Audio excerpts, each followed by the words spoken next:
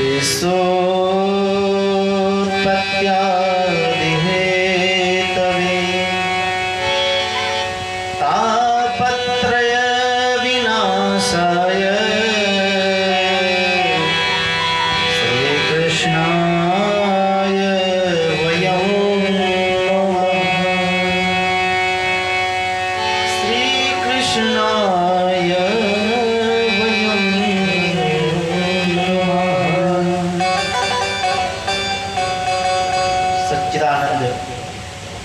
परमात्मा के चरणों में ध्यान करें। भगवान का स्वरूप कैसा है? भगवान का स्वरूप सतघन, चितघन और आनंद घन है। भगवान की सत्ता सत है, आज है, आगे भी रहेगा। इसलिए इनका नाम है सच्चिदानंद। बोलो सच्चिदानंद भगवान की जय। चित मतलब होता है ज्ञान। भगवान जिनको अपना शंख स्पर्श करा दें, वेद वेदांत उसको कंठस्थ हो जाता है। इसलिए भगवान चित स्वरूप है, भगवान चैतन्य है। यदि भगवान हम लोगों के इस शरीर से प्राण को निकाल ले जाए तो ये शरीर जड़ हो जाएगी, इसमें कोई जीव नहीं रहेगा, जो शांत हो जाएगी। परंतु भगवान के अंदर जीव भी है और वो तो परमात्मा है, उनका तो सत्ता सर्वत्र विद्यमान है। इसलिए वो चित स्वरूप है, ज्ञान स्वरूप। और आनंद, भगवान आनंद स्वरूप है, जो आनंद सिंधु सुख राशि। इसलिए सच्चिदानंद भगवान की जय। परंतु इनके नामों से होता क्या है? बोले तापत्रय विनाशाय। तापत्रय, तीन जो ताप है, दैहिक, दैविक और भौतिक ताप, इन सब का समन्वय हो जाता है। इसके नाम स्मरण से बोले श्री कृष्णाय वयं नमः। श्री राधा और श्री कृष्ण का नाम लेने से ये तीनों ताप नष्ट हो जाते हैं। आज नैमिषारण्य में 88,000 श्रोता समुदाय के मध्य में व्यास जी महाराज के द्वारा ये रचित श्रीमद् भागवत कथा को शौनक जी महाराज सुनने की इच्छा उन्होंने की, क्योंकि ये वयोवृद्ध हैं, इससे कथा श्रवण की जाए। सूत जी महाराज को बिठाया, बोले महाराज वो परम मंगलमय चमत्कारी श्रीमद् भागवत कथा को हमें रसपान कराइए। सूत जी ने हाथ जोड़ लिया, महाराज कहा मैं 20 वर्ष का बालक और आप कहा 80-80 हजार वर्ष के संत महात्मा। शौनक जी ने कहा सूत जी, अरे आपको तो अखंड ज्ञान का उत्कृष्ट ज्ञान आपको प्राप्त हुआ है, जो इस संसार में किसी को नहीं मिल सकता। वो गुरुदेव की कृपा आपके ऊपर प्राप्त हो गई है और आपके पास वो ज्ञान है कि हम लोगों के अज्ञान के हृदय पटल पर यदि आप डाल दोगे तो अज्ञान का शिविर ध्वस्त हो जाएगा। अज्ञान ध्वंत विध्वंस कोटि सूर्य समप्रभा श्रोताख्याहि कथासारं मम कर्ण रसायन। अरे महाराज आपके पास में गुरुदेव की कोटि सूर्य समप्रभा, हजारों सूर्य सूर्य के समान वह ज्ञान दीप आपके पास में है, इसलिए कृपा करके वो कथा अमृत हम लोगों को श्रवण कराइए। देखिए महाराज, हमारे शास्त्र में आयु वृद्ध नहीं माना गया है, तो न धन वृद्धा न बल वृद्धा आयुर्वेधस्ते प्रसा सर्वे ज्ञान वृद्धा किंकराया किंकरः। महाराज, हमारे धर्म शास्त्रों में जिसके पास में बहुत धन है वो भी बड़ा नहीं माना गया है, जिसके पास में बहुत बल है वो भी बड़ा नहीं माना गया है, जिसके पास में बहुत संपत्ति हो जाए अथवा बहुत उच्च पद को प्राप्त कर ले, परंतु वो बड़ा नहीं कहा गया है। न धन में बड़ा है, न धन वृद्धा, न बल वृद्धा, और न आयु में बड़ा माना गया है। अरे आप आयु में आप 50 वर्ष के हो, एक 15 वर्ष का बालक यदि ज्ञान देने का योग्य हो जाए तो वो सबसे बड़ा है। क्या है? सर्वे पे ज्ञान वृद्धा। सबसे बड़ा कौन है? ज्ञान वृद्ध। वो छोटा क्यों ना हो, किंकराया च किंकरः। सूत जी महाराज प्रबोधित हो गए, प्रसन्न हो गए और बोले, सोनक जी महाराज, यदि आपके हृदय में हमारे प्रति इतनी ही उत्कंठा है तो अब जरा सावधान होकर के श्रवण करो।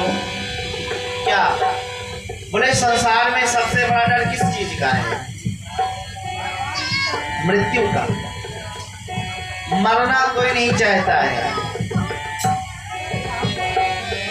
और मृत्यु सत्य। एक ना एक दिन काला व्याल मुख ग्रास त्रास निराश है, तभी काल के मुख का ग्रास बनना ही पड़ेगा। मरना कोई नहीं चाहता है। कितना वृद्ध हो जाए, घर में 2 रोटी के लिए बच्चे लोग डांटे फटकारे कि हमारे यहाँ पे हम 5 भाई हैं तो जाकर के सबके पास में आप रहो, फिर भी मरना। ऊपर से तो कह देंगे कि ये शरीर छूट ही जाता तो क्या। एक बूढ़ी माँ थी, घर का खूब कार्य करती थी, परंतु उसकी जो बहू थी वो कोसती ही रहती थी कि ये बुढ़िया कुछ नहीं करती। अब एक दिन उस बुढ़ी ने इतना कार्य किया और जो भी कुछ घर में था उसको एक स्थान पे रख करके साफ सफाई की, जो गर्दा इत्यादि बचा था उसको एक झुग्गे में रख करके उठाने लगी तो उठा नहीं पा रही थी। तो उन्होंने कहा, ए भगवान, यमराज भी हमारी नहीं सुनते कि हमको उठा ले जाएं। तब तक उधर से यमराज जी महाराज जा रहे थे। उन्होंने कहा, ये बूढ़ी मैया हमको बुला रही है। गए पास में खड़े हुए, हाँ मैया बोलो, आपने हमको बुलाया? आप कौन है? बोले, आप हमको नहीं जानती, मैं यमराज हूँ। आपने भी हमको बुलाया कि मेरी यमराज भी नहीं सुनते तो मैं आ गया। अब वो हड़बड़ा गई। अच्छा ठीक है, अच्छा अब आए हो तो ये टोकरी उठा के हमारे सर पे रखवा दो। तो मरना कोई नहीं चाहता और मरना सुनिश्चित है। इसलिए मैं आपको वो समस्त शास्त्रों का सार सुनाने जा रहा हूँ, तो कृपा करके सावधान होकर के श्रवण करो। सावधान तया श्रृणो।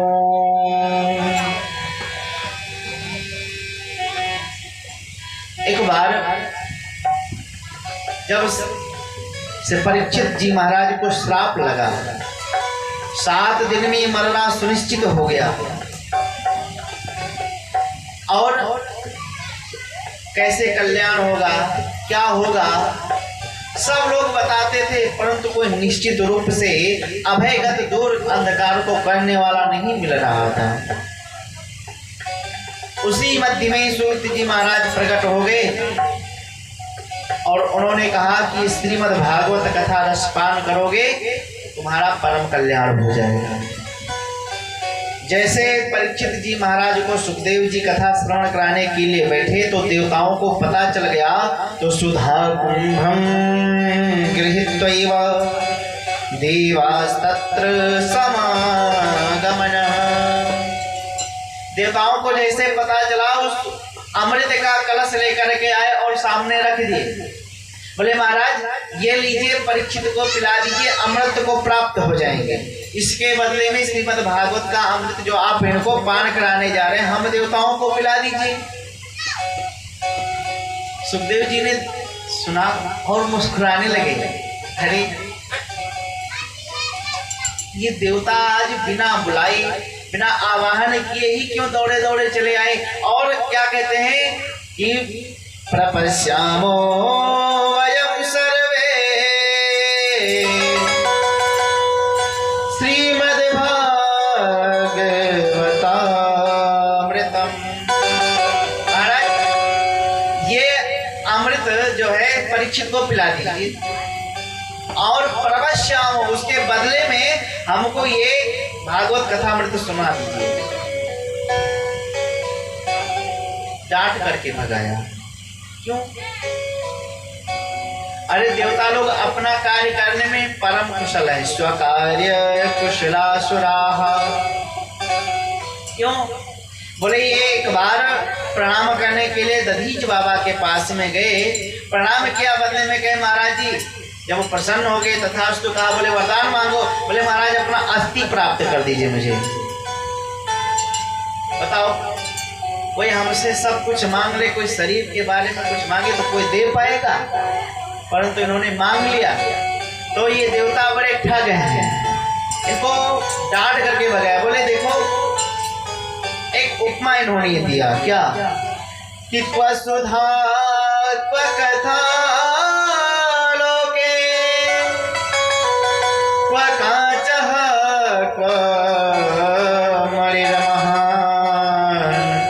ब्रह्मरातो विचार्यैवं तदा देवान् जहासा। कहा कि क्वा सुधा क्वा कथा। अरे कहाँ आपका अमृत और कहाँ हमारा श्रीमद् भागवत कथा। क्वा कांचा क्वा मरी, और कहा कांच का टुकड़ा आपका है जो ये अमृत, और हमारी कहा लाखों की मरी। आप एक कांच का टुकड़ा लीजिए और ज्वेलर के पास में जाइए और कहिए महाराज ये कांच का टुकड़ा लेकर के हमको एक मरी, ये एक अंगूठी बना करके दे दीजिए, तो उसको सरासर ठग ही तो कहा जाएगा। तो ये देवता क्या है? ये ठग है।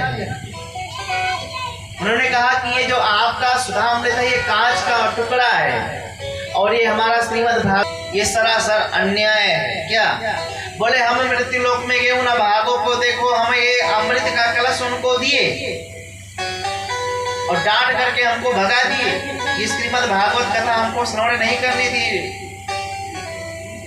इसलिए अब आप ही कुछ कीजिए। तो ब्रह्मा जी भी सर खुजलाने लगे। अरे ऐसी विशेषता इसमें क्या है? धाता अपि विस्मिता। ब्रह्मा बाबा भी आश्चर्यचकित हो गए।